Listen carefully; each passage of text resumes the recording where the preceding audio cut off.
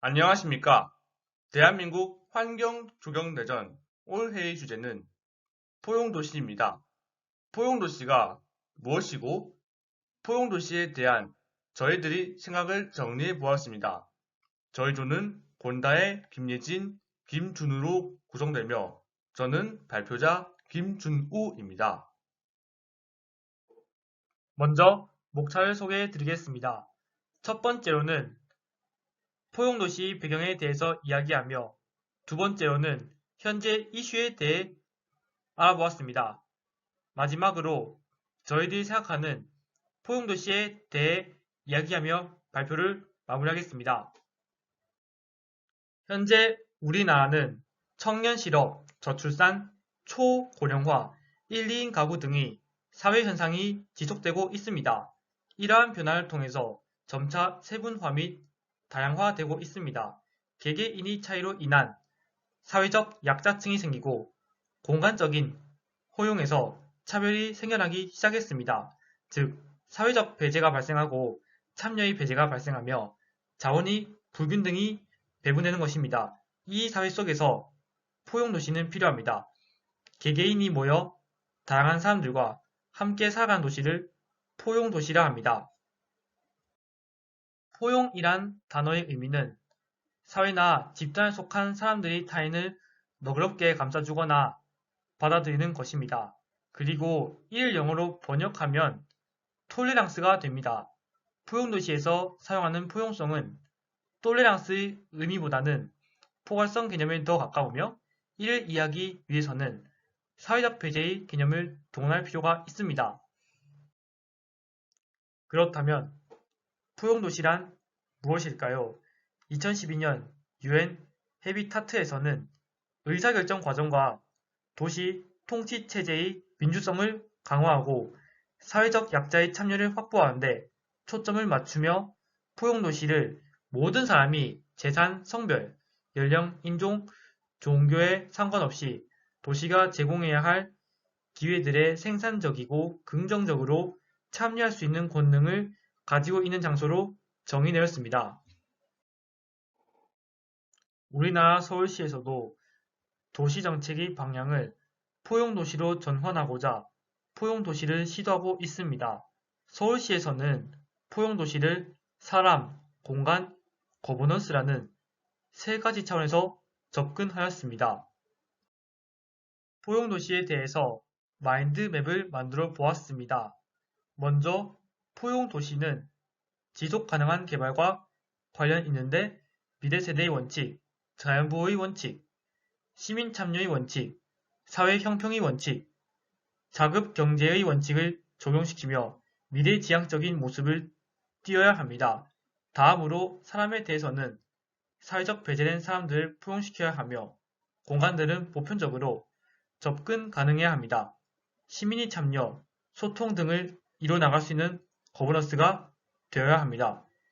이러한 포용도시를 이루어 나가기 위해서 문재인 정부는 기존의 시설에서 사람의 초점을 두며 생활과 밀접한 소규모 인프라를 건설하는 생활 SOC를 추진 중입니다.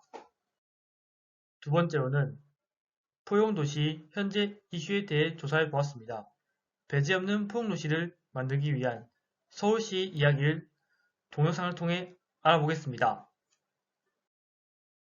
서울시의회 신원철 의장이 신년사를 통해 새해 의회 운영 목표를 제시했습니다. 핵심은 함께 잘 사는 서울시를 만드는 데 일조하겠다는 건데 신년사 내용을 짚어보겠습니다. 엄종규 기자입니다. 지나간 시간은 늘 아쉬움을 남깁니다. 특히 우리 서민들이 겪고 있는 경제적 어려움, 우리 청년들의 취업난을 보면 그렇습니다. 이에 서울시의회 신년 목표는 배제 없는 포용도시 서울을 만들어 나가는 것입니다. 서울시의회 신원철 의장은 기해년 신년사에서 우리 사회는 장기화된 저성장, 저고용 기조로 인한 경제적 어려움, 여기에 불공정과 불평등이 만연해 있다고 지적했습니다. 그러면서 이를 극복하기 위한 방법으로 포용을 제시했습니다. 성장의 속도가 아닌 포용을 통해 얼마나 많은 사람이 함께 성장하는지가 더 중요하다는 겁니다. 교육 수준, 노동의 질, 소득과 부의 격차를 점차 좁히고 삶의 만족도와 행복의 격차를 줄여나가야 합니다.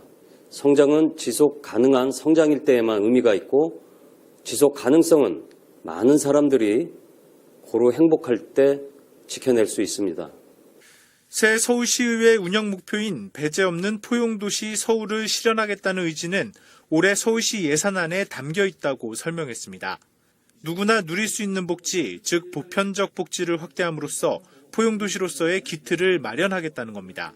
어린이집 전면 부상 보유, 서울시 고교 친환경 학교 급식 등을 전국에서 제일 먼저 추진할 예정입니다. 이를 통해 대한민국의 보편적 복지를 이끌겠습니다. 서울시 의회가 여러분의 지치고 힘든 일상을 변화시키고 배제 없는 포용도시 서울을 만들어 나갈 수 있도록 더욱 많은 관심과 응원을 부탁드립니다. 한편 서울시의회는 다음 달 22일 열리는 제285회 임시회를 시작으로 2019년 의사 일정에 돌입합니다. 딜라이브 서울경기 케이블TV 엄종규입니다.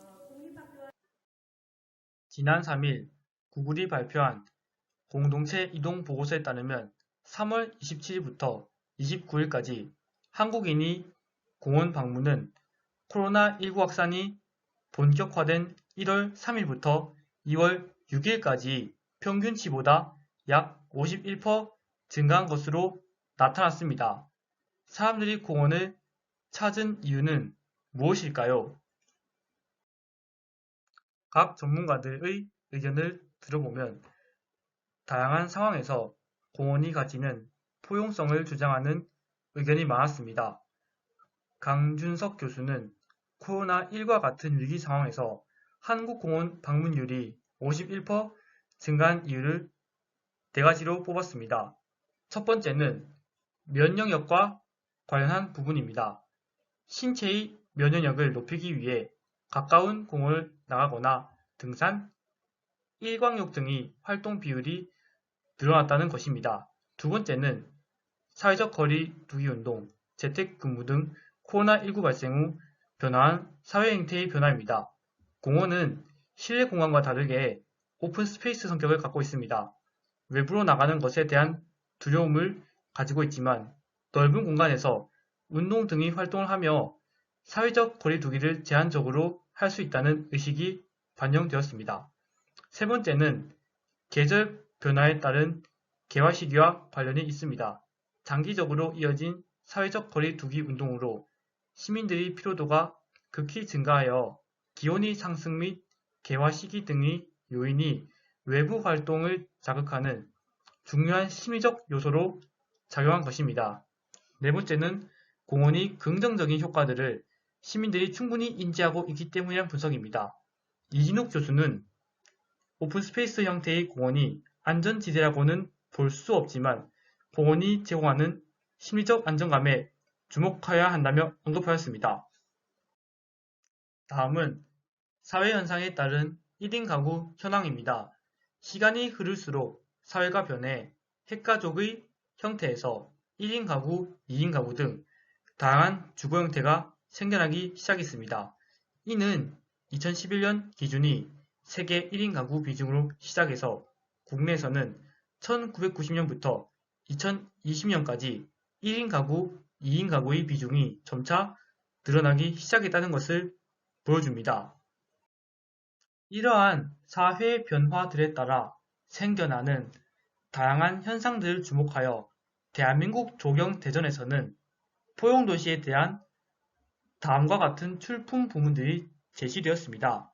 이 중 우리 팀은 점차 세분화되고 다양화되는 개인 혹은 집단을 포용하는 외부 공간을 설계하는 것을 중심으로 포용도시를 만들어 나가고자 합니다. 우리가 생각하는 포용도시를 위해서는 무엇보다도 조경 분야의 역할이 대두되어야 한다고 생각했습니다. 세월이 흐를수록 사회는 변화해 가지만 자연의 필요성은 사라지지 않습니다. 조경을 통한 공간의 변화를 통해 자연과 사람이 친밀해질 수 있는 공간을 창출해야 하며 이를 통해 다양한 사람을 포용할 수 있다고 생각했습니다. 많은 사람들이 공원의 장점을 알지만 사람들이 가지고 있는 공원의 가치는 아직까지도 높지 않습니다. 우리는 조경 분야가 만들어내는 새로운 공간의 변화를 통해 공원의 가치를 높일 수 있다고 생각하며 공원의 가치를 몸소 느껴 경험한다면 모두를 포용할 수 있는 공간이 완성된다고 생각합니다. 이상으로 발표를 마치겠습니다. 지금까지 발표를 들어주셔서 감사합니다.